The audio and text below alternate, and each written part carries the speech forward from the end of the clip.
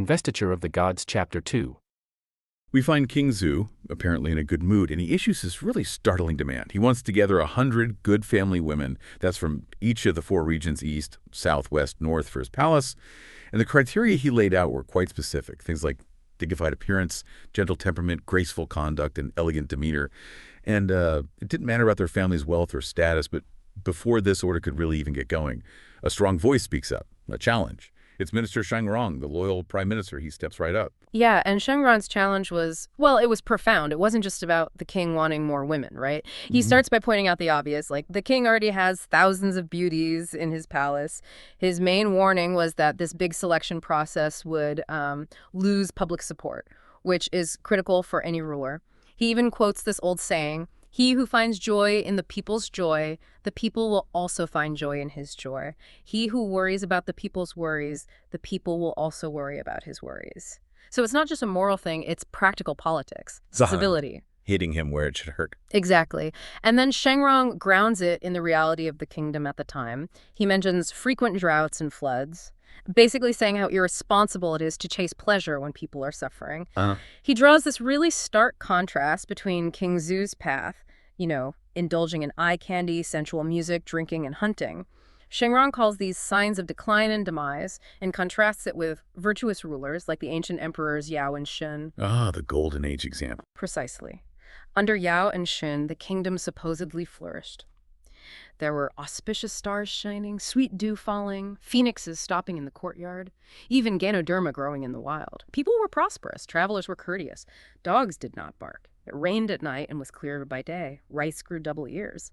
It sounds poetic, but it paints this picture of total harmony, cosmic and social, like nature itself approved. Wow. So that's the ideal he's holding up. That's the ideal. So Shang advice is crystal clear. Focus on governing.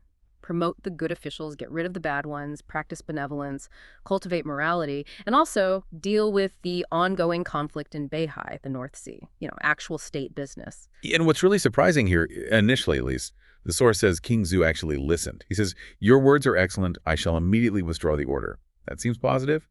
But knowing what comes later, how genuine do you think that was? Was it just maybe a temporary move? Well, it's a fascinating moment, isn't it? Really telling. It shows a king who maybe for a moment could still listen to reason. He wasn't completely lost yet.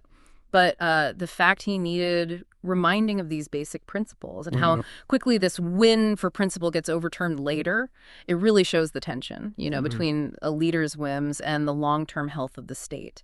So the initial acceptance, yeah, it's positive, but it hints at maybe a fragility in his character. Okay, so let's jump forward. 8 years later, another critical moment arrives. Yeah. The 4 Grand Dukes. We've got Jiang Hanku from the east, Yi Chongyu from the south, Ji Tang from the west, and Chang Huhu from the north. They arrive at the capital, Chaosh, along with 800 other lords. This is for their triennial audience with the king. And this wasn't just showing up. It was a big deal, a cornerstone of how the empire worked, right?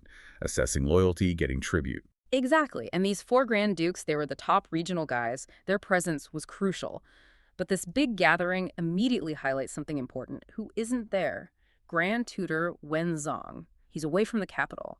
And he was this powerful, really righteous figure, a moral compass for the court, you could say. His absence, well, it shows a key vulnerability. Just one principled person missing can create this vacuum That the wrong people rush into. Precisely. Corrupting forces exploit that kind of gap. It's not just who's there, it's who's not there sometimes. And stepping right into that void are the new power brokers, Fei Zong and Yu Hun. Corrupt officials. The text says they controlled the court, abused power, and acted arrogantly. Yeah. And they immediately start demanding bribes from all the visiting lords, basically running a protection racket at court. It got so bad the cynical saying started going around. Before going to court, the emperor, one first visits the ministers. Imagine that. Sucking up to them was seen as more important than seeing the king. Yeah, it paints a pretty bleak picture. And what's really interesting here is the character Suhu, the Marquis of Jizu. He's described as having a fiery temper, rigid, upright, and just. Crucially, he just refused to play the game.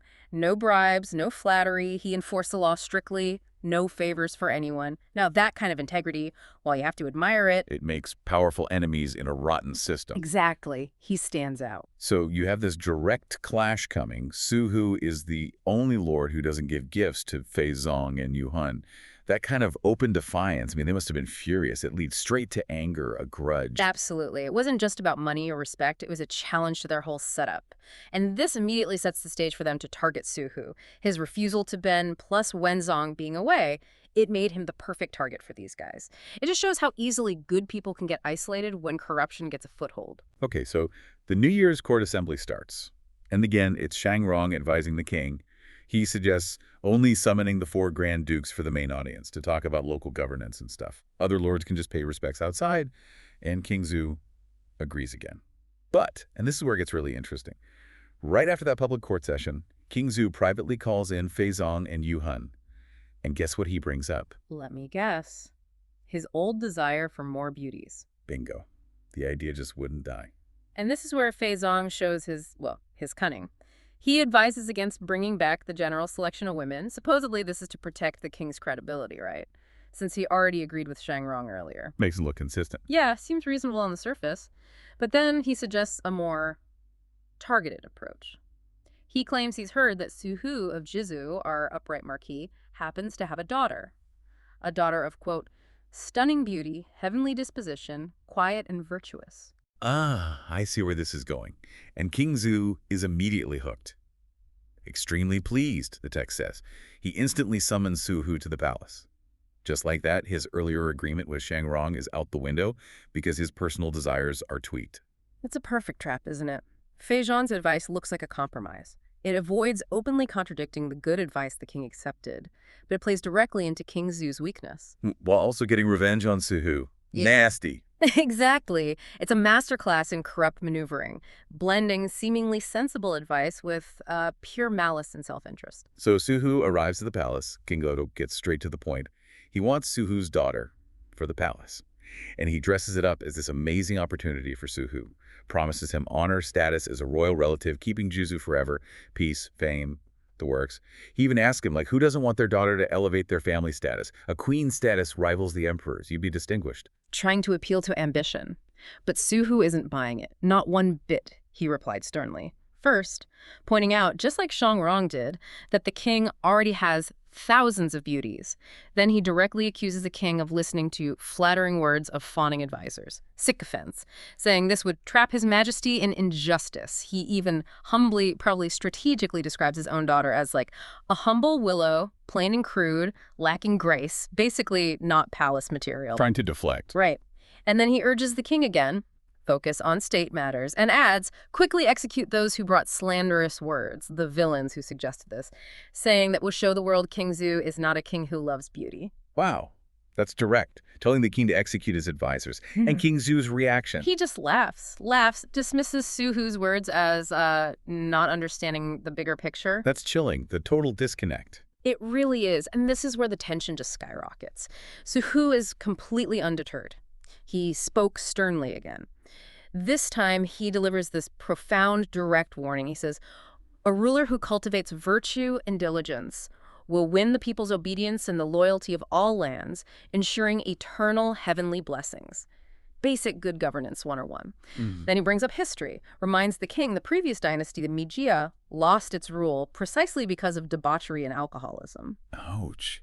Drawing a direct parallel. A very direct parallel. He contrasts that with his own ancestors, the Shang founders who overthrew the Xia, highlights their virtue. They did not pursue sensual pleasures or amass wealth. They were virtuous, benevolent, and kind. And then comes the real hammer blow, the prophecy. Okay. Suhu declares, moreover, if a ruler loves beauty, the state kingdom will surely be overturned. If a high official loves beauty, their ancestral temples will surely be destroyed. If a commoner loves beauty, they will surely harm themselves. It's like a universal law, he's stating. Applies to everyone. Yes. And then he points right at King Zhu and says, I fear the 600-year foundation of the Shang dynasty will be ruined by your majesty. Wow. I mean, saying that to the king's face. Yeah. Predicting the dynasty's fall because of him. It just raises this huge question for us, doesn't it? What kind of conviction, what kind of courage does it take to do that? To stand up to absolute power, speak truth like that, knowing it could mean ruin, while the king just laughs. It's immense courage, and it's rooted in deep principle, isn't it? Suhu's arguments aren't just personal objections, leave my daughter alone. They're strategically deep. He's connecting the king's personal failings directly to the fate of the entire dynasty. This isn't just a slight against him, it's a fundamental clash. Two opposing ideas about how to rule. Suhu understands that the king's character is the kingdom's destiny in a way. And that's a lesson King Zu seems tragically unable or maybe just unwilling to grasp. And King Zu, well, he wasn't known for taking things lightly. How did he react to such blatant disrespect? Oh, he absolutely exploded, just flew into a rage. He immediately ordered Suhu to be taken to the legal department for execution. Execution, just like that. Swift, severe. He saw it as, unforgivable insolence. Okay, so things look incredibly bleak for Suhu. But then these two court officials, Fei Zong and Yu Han, they step in. Right. Two very influential figures. And they offer some, let's say, strategic advice to the king. Strategic advice? How did they try to de-escalate this? Well, it was basically a master class in ancient spin doctoring, really. They argued, quite cleverly, that executing Suhu would make the king look bad. How so? They said it would make him seem light on talent and heavy on lust. Prioritizing getting the daughter, overvaluing a capable official. And it would block avenues for speech, stop others from offering honest advice in the future. Ah, okay. So it's about the king's image, his reputation. Exactly. And their solution was, frankly, genius. They suggested pardoning Suhu. Pardon him after that insult. Yeah. They reasoned he'd then feel the emperor's grace, for not being killed, and would naturally send his daughter anyway, out of gratitude, supposedly. Huh. So the king gets the daughter and looks good. Precisely. He'd seem generous and broad-minded, someone who accepts criticism and protects meritorious officials. They literally called it killing two birds with one stone. A brilliant PR move. That is clever. So did King Zu buy it? Did this advice sway him? It seems it did. The text says his heavenly countenance cleared a little. He accepted their counsel, pardoned Suhu, and just ordered him to go back to Jizu immediately. Okay, so Suhu gets pardoned, but does he feel grateful? You mentioned he left the capital swift as a beacon fire. Far from grateful. He was absolutely furious when he got back to his temporary quarters. Utterly enraged. And who did he blame? Not the king this time. Oh, he definitely blamed the king, too, calling him an unprincipled and muddled ruler. But he specifically pointed the finger at Fei Zong and Yu Han. Ah, the advisors again? Why them? He accused them of bewildering the king's heart with wine and lust, basically, manipulating the king. And he thought they were plotting to monopolize court power. So Suhu saw right through their plan. He did. And more than that, he actually foresaw the king's downfall.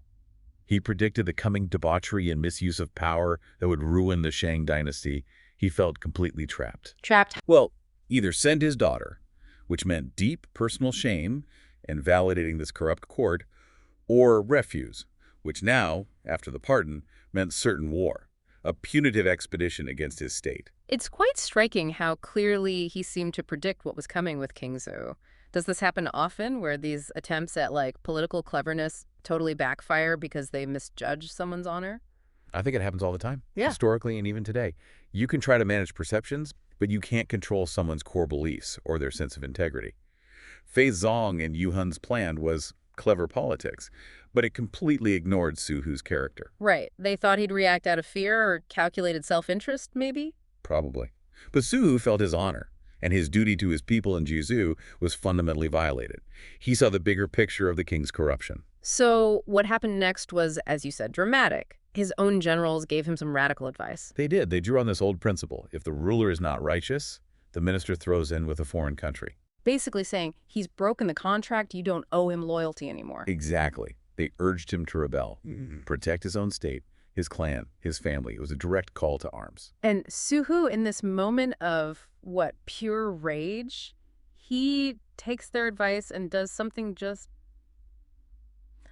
unthinkable. Utterly unthinkable. In a raging anger, the text says, without even stopping to think it through further, he marches over to the Noon Gate, one of the main gates of the capital, super visible, and writes this poem. The famous anti-poem. What did it say again? It was 16 characters. Kojinko, which translates roughly to, the ruler ruins the minister's principles, violating the 5 constants. Suhu of Jizu will never again serve Shang. Okay, violating the 5 constants. That sounds serious. What exactly were those? Oh, they were the absolute bedrock of Confucian morality even then. Ren, Yi, Li, Zi, Xin. Benevolence, righteousness, propriety, wisdom, fidelity. The core virtues. So by saying the king violated those. He wasn't just saying, I quit. He was publicly declaring King Zhu morally bankrupt, unfit to rule according to the highest ethical standards of their society, right there on the palace gates. Wow. That's not just rebellion, that's a moral crusade declared in graffiti. Pretty much. An unprecedented public smackdown, right in the heart of power. So back at court, someone obviously finds this poem on the noon gate. How did King Zhu react this time? No more clever advice is going to smooth this over, surely. No, absolutely not. King Zhu was, as you'd expect, beyond outraged, livid. He called Suhu a rat thief. A rat thief? Yeah, just pure contempt. He declared the act a great insult to the court, an unforgivable crime. There was no coming back from this. And his immediate plan? Immediate plan was war. Personal war.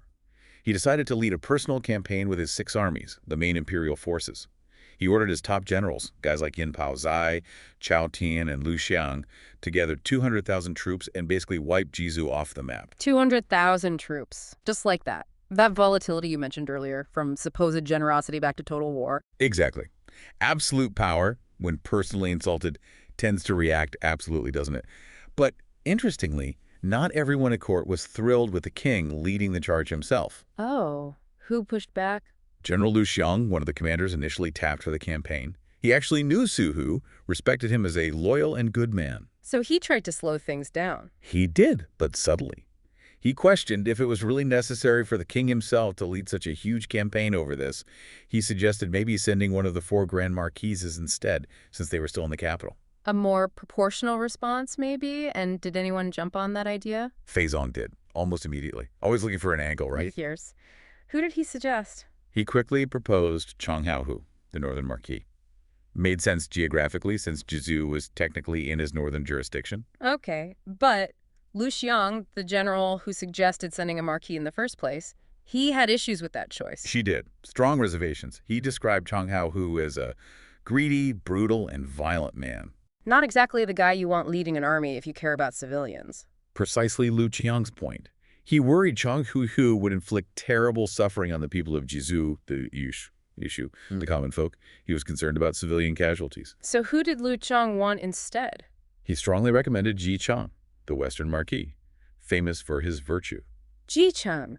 Why him specifically? Because Ji Chang was known everywhere for his benevolence and virtue, his integrity was famous. Lu Xiang believed Ji Chang could actually resolve the whole thing, maybe even capture Suhu without bloodshed, peacefully. Wow. Okay, so you have this stark contrast right there in the King's Council. One guy proposed by Faizong, known for brutality, the other proposed by Lu Xiang, known for benevolence. It really lays bare the different philosophies, doesn't it?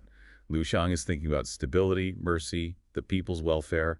Faizong seems focused on swift punishment, upholding authority through force, maybe currying favor. And Ji Chang represents this ideal of, like, virtuous leadership resolving conflict, while Chang Haohu is more about crushing dissent. Exactly. It's that fundamental tension. Compassion versus coercion. How do you maintain order? How do you deal with rebellion? So the king hears both these proposals. Chang Haohu, the potentially brutal guy, and Ji Chang, the virtuous one.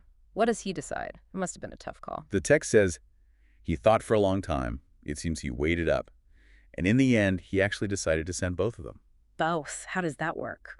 He granted both Chang Haohu and Ji Chang the Dio, Jidue, that's the symbolic authority, often represented by like a ceremonial axe and banner, giving them the full power to lead military campaigns in his name, to go punish Suhu. Okay, so a joint command, in theory.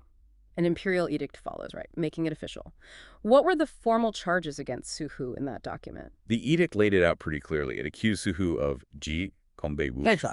wild and disrespectful behavior, of offending the king in the palace. Wait, offending the king in the palace? But didn't you say the initial confrontation happened before he got into the palace proper? Exactly, and Ji Chang noticed that discrepancy immediately. Ah, okay. What else was in the edict? It also accused him of basically losing all discipline and sense of order, and Angsen Kang deliberately plotting rebellion, obviously citing the poem on the Noon Gate as proof. Those are the official reasons for war. So Ji Chang gets this edict, hears these charges. What's his reaction? Does he just accept it? No, not at all. He immediately questioned that specific charge, offending the king in the palace. He pointed out, just as you did, that Suhu hadn't actually entered the palace or met the king before the initial outburst that got him pardoned. So he suspected something was off. Definitely. He suspected that Big Jiaowei, there must be some fraud or deception involved here. He was worried that the other regional lords, the other marquises, wouldn't buy such a flawed reason for war. It lacked legitimacy. He actually asked the prime ministers to investigate the details properly first. That's pretty remarkable. Questioning an imperial edict based on, well, facts and a sense of justice, he really lives up to his reputation. He really does. He embodies that ideal of a principled minister, someone who thinks critically and prioritizes truth, even when it means questioning the highest authority. But Chang-Hu, the other commander, he probably didn't see it that way. Not even slightly. He had a much more rigid, authoritarian perspective. What was his argument? He quoted this saying, "Eight duru, kashi wang yan rusi, kichulun." It basically means the king's words start like silk threads, but once they're issued, they're like strong cords. Essentially, once the edict is out, you obey. Period. No questions asked. All right, so the poem was enough proof for him. Forget the details. Absolutely. He insisted the poem was undeniable evidence of rebellion, and he warned Ji Chang that questioning the king's command would just cause chaos. He worried about the other Makani, the 800 Marquis, getting ideas about disrespecting royal authority if they saw Ji Chang hesitating. Wow, so a direct clash. Absolute obedience versus, like, righteous questioning. Right there between the two commanders. A fundamental clash of principles. How did Ji Chang respond to that? Did he back down? Not really. He doubled down on Suhu's character. He insisted Suhu was known to be a Junglianggenit, a loyal and good gentleman, someone who was sincere and loyal to the nation at heart. So he's saying this charge doesn't fit the man we know. Exactly. And he went further, arguing that launching a war against a Shanale, a good person, someone fundamentally decent, was actually it was inauspicious, bad luck for the nation. He's bringing in morality and even, like, cosmic consequences. He really is. He advocated strongly for peace. He laid out the negative consequences of war. War is a grim omen, he said. It's Lamin Shankai burdens the people and wastes resources. It leads to exhausting your military power recklessly. And going to war, without a just cause, all of this, he argued, was it's just not something a prosperous and well-run era should be doing. That's a powerful argument against reckless war. It really resonates, doesn't it? This whole conversation perfectly sums up that tension. Blind obedience versus the ethical duties of leadership. Ji Chang's warning against the uncritical compliance versus principled resistance. It's timeless.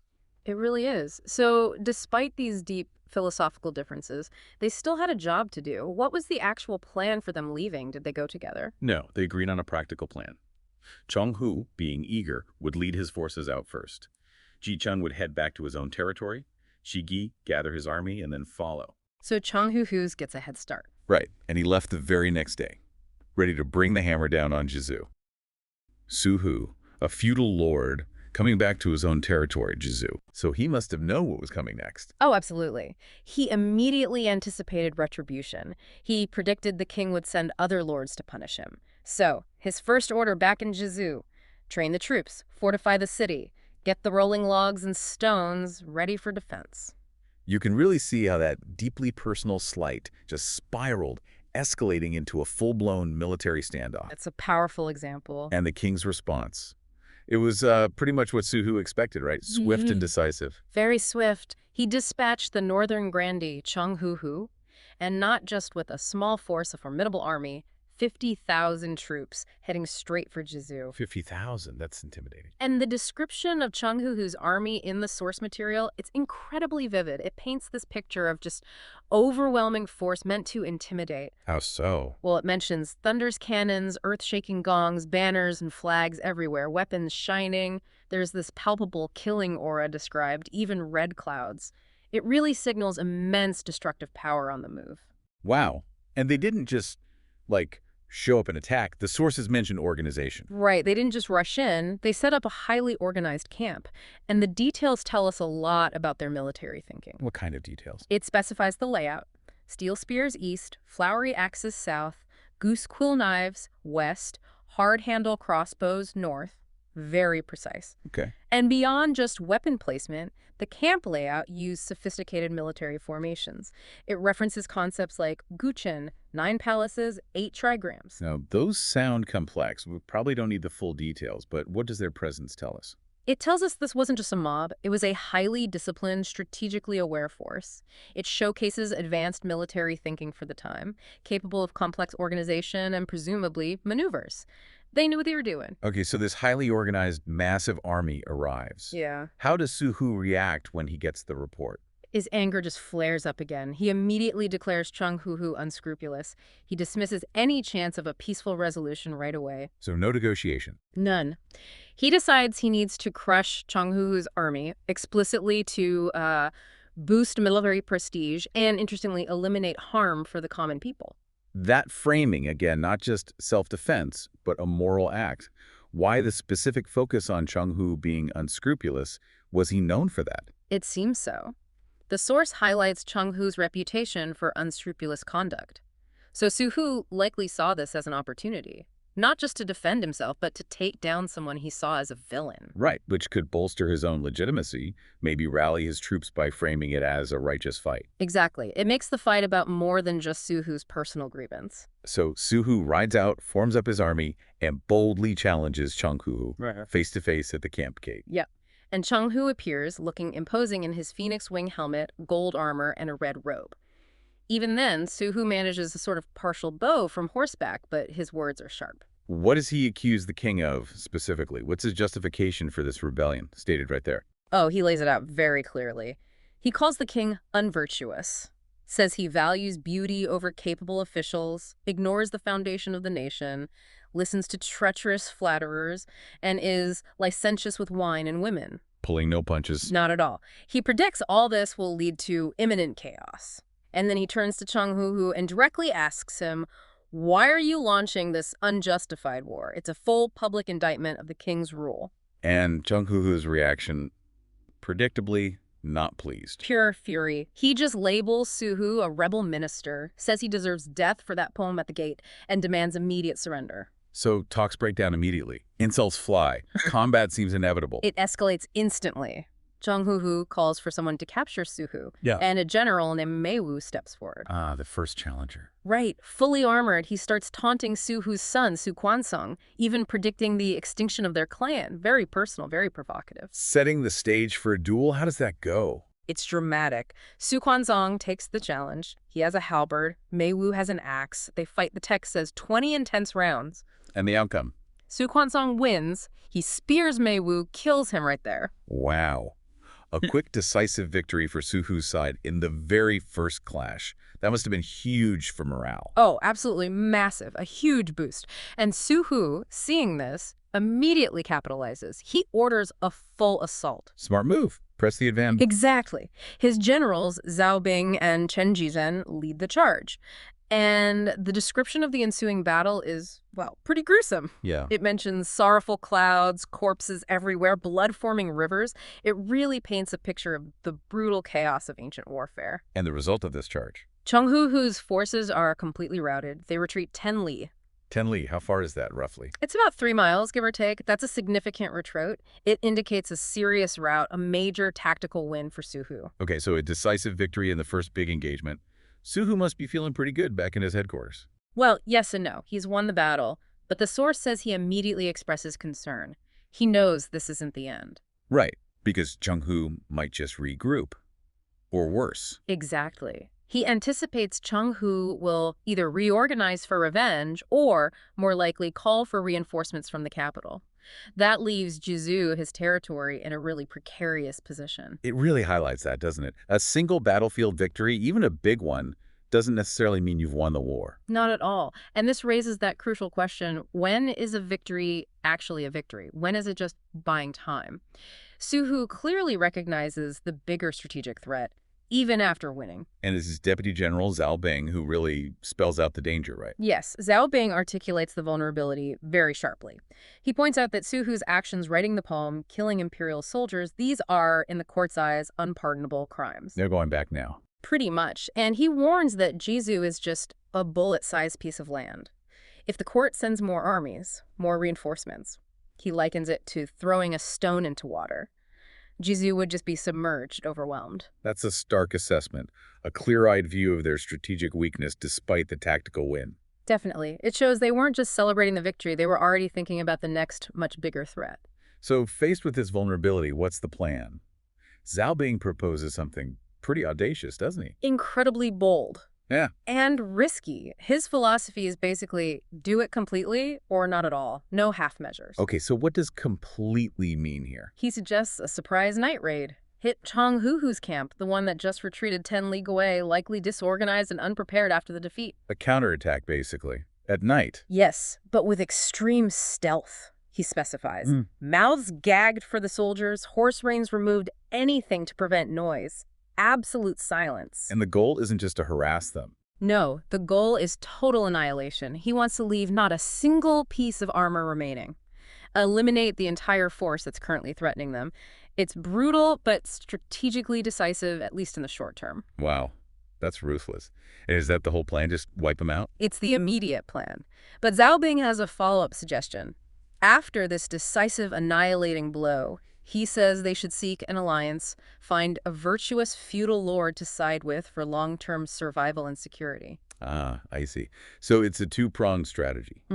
Immediate, brutal military action to remove the current threat, followed by a political move for long-term safety. Fascinating. It really is. It shows a sophisticated level of thinking, tactical and strategic. And how does Suhu react to this incredibly risky proposal? The text says he is delighted. He agrees immediately, stating, "It's exactly what I intended." So they were on the same wavelength, that ruthless capulation was shared. It seems so. It suggests they both understood just how desperate their situation was, despite the recent victory. Suhu then gives specific orders for the raid. His son, Su Quanzong, leads 3,000 men for an ambush at a place called Wugang Town. Other generals command the flanks. They'll move at dusk, wait for a cannon signal. It's a plan born of calculated desperation, but also maybe strategic brilliance, recognizing that a partial victory is basically useless against an empire. That seems to be the logic. Go big or go home, essentially.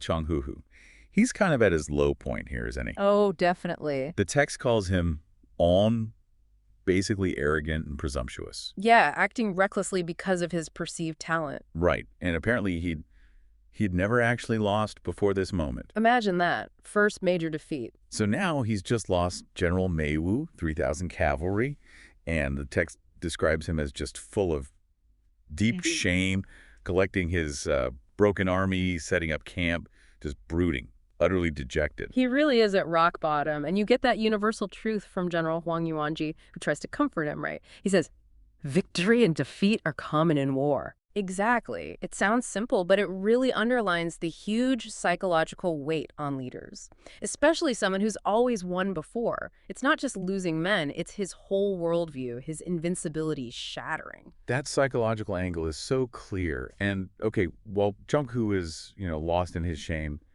Suhu is already planning his next move. What's he doing? He's setting up a masterstroke, a night ambush. Ah, the classic night raid. Yep. The text says he is Xie. So he's secretly moving his troops out of the city, just waiting for the right moment to hit the camp. And the timing is precise. First watch of the night.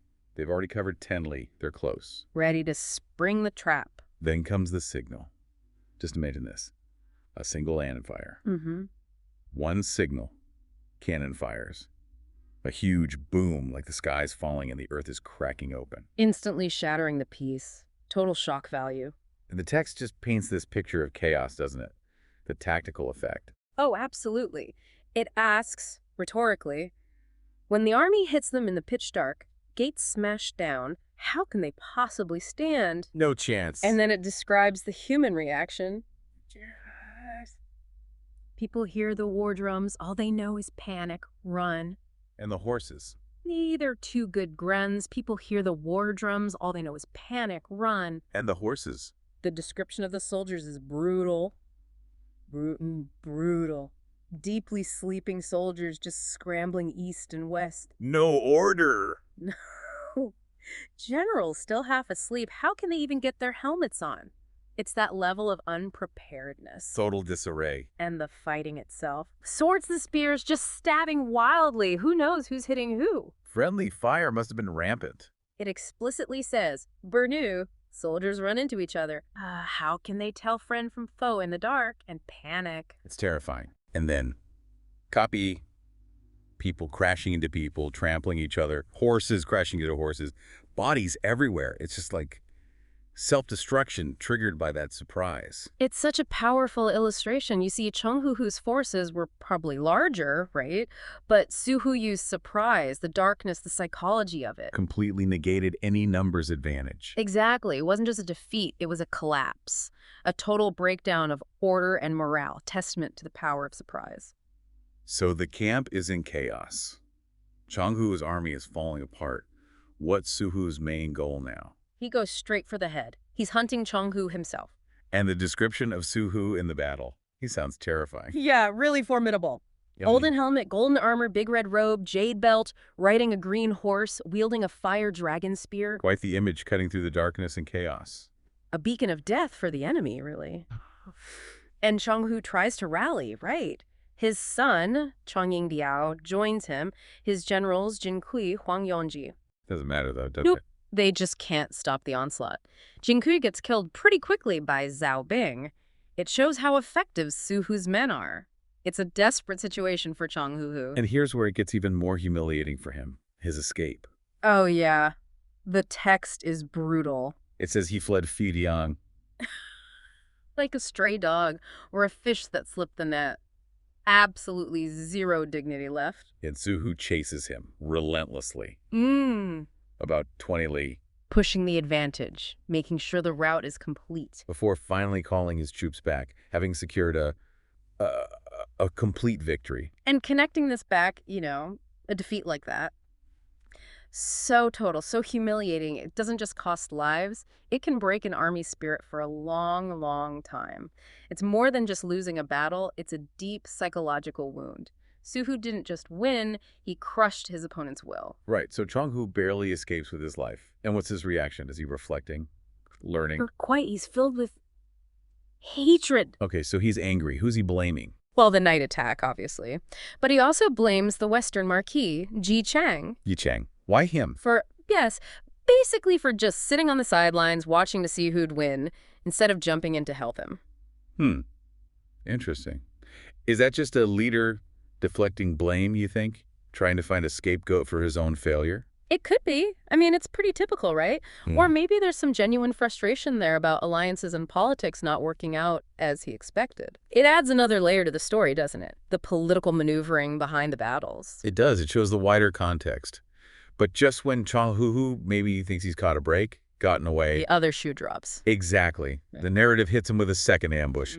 This time, led by Suhu's son. Su Quanzong, waiting for him at Changjinghe. Talk about bad luck for Chenghu. Or maybe brilliant planning by the Su family, anticipating his escape route. Good point. And this Su Quanzong, he sounds like quite the warrior himself, even though he's young. Oh, the description is incredible. Really detailed. Golden headdress, golden forehead band, 2 pheasant feathers sticking out. Sounds very ornate. Essentially, big red robe, gold chainmail, silver horse, painted halberd. Wow. Face like a full moon, lips like bright red paint. He's presented as this almost perfect, radiant young hero. A real force of nature, as you said earlier. And his fighting. Does it match the look? Absolutely. He immediately takes on Huang Wanji, then Sun Ziyu jumps in, and Su Quanzong kills Sun Ziyu almost instantly. Wow. Swift. And then, get this, he takes on 3 of them at once. Chenghu himself, his son Chongying Biao, and Huang Wanji again. 3-on-1. Against experienced generals. And he holds his own, more than holds his own. The text gives specific details of his skill. Like what? Well, there's Hamonone. With one strike of his halberd, he just rips off half of Chenghu's leg armor. Precise. And then, another strike, aimed at Chongying Biao. Hits him right in the left arm, nearly knocks him off his horse. Incredible skill. This isn't just wild swinging, it's calculated, effective fighting. Exactly. It really makes these legendary figures feel like, well, real. You see their skill in action. So it's another desperate escape for Chang Hu and his son. Barely saved by their other generals pulling them out of the fight. And Su Quanzong. Does he pursue this time? He's tempted, but it's dark, and he decides against chasing too far into unfamiliar territory. Smart move, actually. Consolidate the win, don't overextend, shows good tactical sense, even in victory. So what's the takeaway here? We've got the main ambush by Suhu, and then this follow-up by his son. Well, it shows us a few things, doesn't it? We see the big strategy, the night raid, the psychology, but then we also see the critical role of individual skill. Heroics, almost. Especially from Su Quanzong. Right. One incredibly skilled warrior can still make a massive difference, even against the odds. Valor still counts. Definitely. It's not just about the grand plan. The individual warrior's prowess is key. And the story wraps up with Su Quanzong reporting back to his father, Suhu. Yeah, mission accomplished. And Suhu is, understandably, very satisfied. A complete turnaround, engineered by father and son.